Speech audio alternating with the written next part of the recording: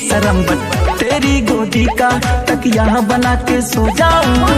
तोहरे ही आगे सब बातें रिजेक्ट, तोहरे से करे आवत रही हम भेंट। मुँह बांध के आइल हो गई मिस्टेक, तोर छोटकी बहन पे हो गई लटक। बैक तोरे जैसन ओकरो बा फैट, मुँह बांध के आइल हो गई मिस्टेक।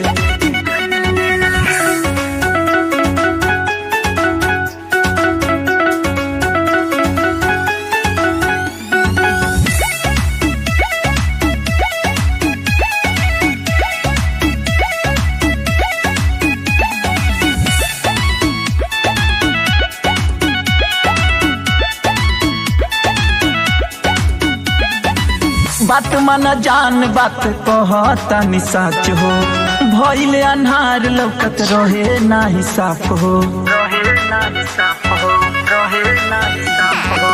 छत से बुलाई थी तो वो तुम इजी थे, रात भर कॉल किया कहाँ पे तुम बिजी थे।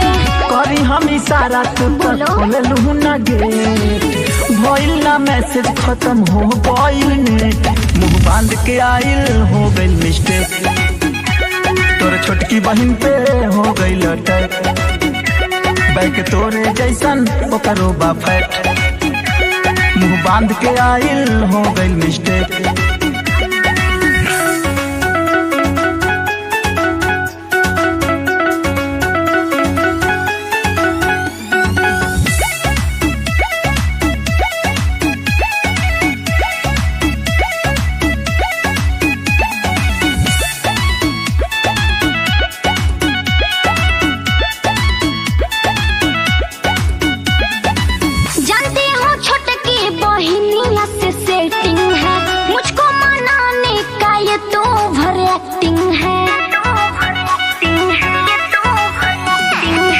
सुनो ना सोना जरूरी तुमसे मीटिंग है, तेरी बहनियां करती तुम्हारे से चीटिंग है। तोहरे से दिलवा के कैनी अपडेट, चिरी के देखा दे ही ले आओ बोले। मुँह बांध के आइल हो गई मिस्टेक, तोरे छोटकी बहन पे हो गई लटक।